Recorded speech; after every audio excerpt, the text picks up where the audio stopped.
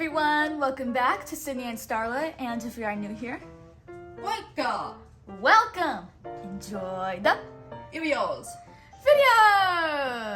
So today, me and Sydney are going to be reading a little golden book, and this little golden book is Disney's Cinderella. Can you say Cinderella?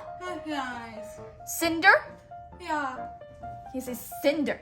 Good. Rella. Yeah. Okay, let's open this book. How pretty. Once upon a time, in a faraway kingdom, there lived a widowed gentleman and his lovely daughter, Ella. Ella was a beautiful girl. She had golden hair and her eyes were as blue as forget-me-nots. Can you say forget? Good. Me? Me. Nots. Got. The gentleman was a kind and devoted father, and he gave Ella everything her heart desired, but he felt she needed a mother. So he married again, choosing for his wife a woman who had 2 daughters. Their names were Anastasia and Gisela. Gisela.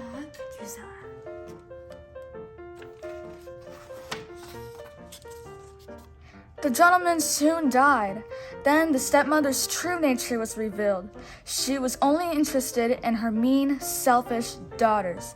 The stepmother gave Ella a little room in the attic, old rags to wear, and all the housework to do. Soon, everyone called her Cinderella, because when she cleaned the fireplaces, she was covered with cinders. Yet. Cinders! How sad! But Cinderella had many friends.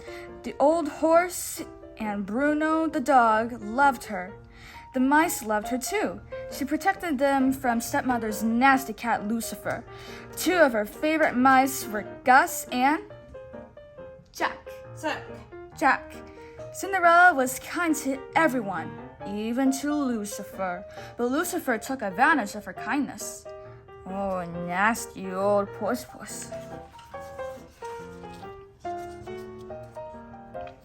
Lucifer likes to get Cinderella in trouble. One morning, he chased Gus into Anastasia's breakfast tray. She screamed and blamed Cinderella. "Come here," the stepmother said to Cinderella.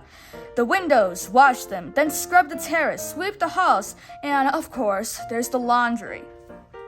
In another part of the kingdom, the king was worrying about his son.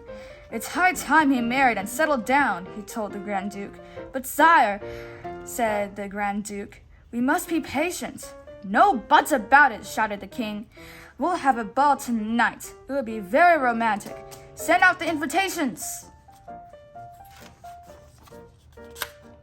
When the invitation arrived, Cinderella's stepmother announced, "There's a ball. In honor of the prince, every eligible maiden is to attend."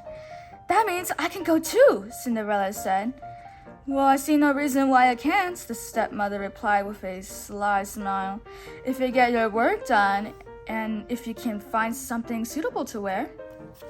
Cinderella hoped to fix her old party dress, but Anastasia and Gisela wanted her to help them instead. The stepmother kept her busy too. Cinderella worked hard all day long. When she finally returned to her little attic room, it was almost time to leave for the ball, and her dress wasn't ready. Oh my goodness, Cindy, her dress wasn't ready, and it was almost time to leave for the ball. Oh my goodness. Can you say ball? Bug. But the loyal mice had managed to find ribbons, sashes, ruffles, and bows. The mice had sewn them to her party dress, and it looked beautiful. The stepsisters shrieked when they saw Cinderella. "They're my ribbons! That's my sash!" They tore her dress to shreds. "Come along now, girls," said the stepmother, and left Cinderella behind. Oh my goodness, this seems so sad.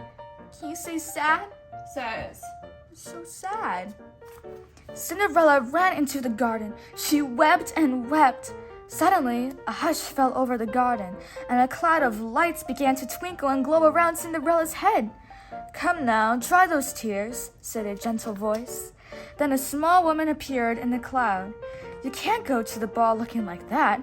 What in the world did I do with that magic wand? That looks like the stepmother. Magic wand? Gasped Cinderella. Then you must be your fairy godmother, the woman replied, pulling her magic wand out of thin air. The first thing you need is a pumpkin. A cloud of sparkles floated across the garden. A pumpkin rose up and swelled into an elegant coach. The mice turned into horses, the old horse became a coachman, and Bruno became a footman. Oh my goodness, this is becoming a really happy story. This is so magical. Can you say magical? Yeah. Magical. Well, hop in, my dear, said the woman. But my dress, Cinderella, said Cinderella. The fairy godmother looked at it. Good heavens! With a wave of her wand, she turned the rags into an exquisite gown. On Cinderella's feet were tiny glass slippers. Can you say glass? Yeah, it is. Slippers. Epic. Slippers. They're so pretty.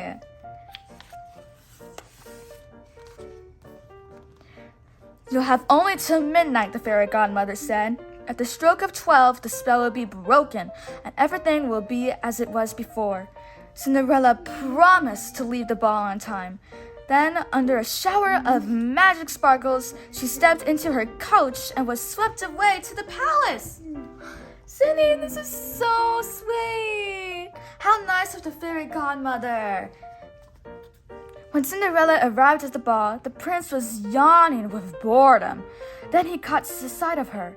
Ignoring everyone else, the prince walked over to Cinderella. He kissed her hand and asked her to dance. They swirled off across the ballroom. The prince didn't leave Cinderella's side all night. They danced every dance together. As the lights dimmed and sweet music floated out into the summer night, Cinderella heard the clock begin to chime. Oh goodness, she gasped. It's midnight. I must. Goodbye. Wait, come back, called the prince. I don't even know your name. Cinderella hurried down the palace steps. In her haste, she lost one of the glass slippers, but she had no time to pick it up. She leaped into the waiting coach. As soon as the coach went through the gates, the magic spell was broken. Cinderella found herself standing by the side of the road. She dressed in her old rags. On one foot, she still wore the glass slipper. Her coachman was an old horse again. Her footman was Bruno and the dog. Her coach was a hollow pumpkin, and her horse were 4 of her mouse friends. They looked sadly at Cinderella. They all hurried home. They had to be back before the others returned from the ball. The next day, the stepmother told the girls that the Grand Duke was coming to see them. He's been hunting all night for that girl, the one who lost her slipper. That girl shall be the princess bride. Cinderella smiled and hummed a waltz that had been played at the ball. The stepmother became suspicious. She locked Cinderella in her room? She locked Cinderella in her room. Oh no! She's so shamed. Gus and Jack had planned to help Cinderella, while Anastasia and Drizella tried to squeeze their big feet into the little glass slipper. The 2 mice sneaked into the stepmother's pockets.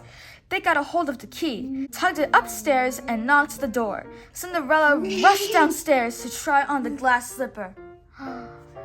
May I try it on? Cinderella asked. The wicked stepmother fumed. She tripped the footman who was holding the glass slipper. It fell to the floor and broke into 1,000 pieces. But you see, Cinderella said, reaching into her pockets, I have the other slipper. She put it on and it fit perfectly. Everyone in the kingdom was delighted with the prince's new bride, and Cinderella and the prince lived happily ever after. Oh my gosh. It's such a romantic story, Sydney. Cinderella. Even though they did name Cinderella because of all the cinders, I think Cinderella is a very beautiful name. So that is it for today's video, everyone. We really hope you all enjoyed it, and we will see you all next time. Bye-bye. Bye-bye. Bye-bye, everyone. What are you doing, Sydney? Gut. Gus! Yes, that's Gus! Good job using your words. Gus, Gus. Yes. Bye-bye. Bye-bye. Bye-bye.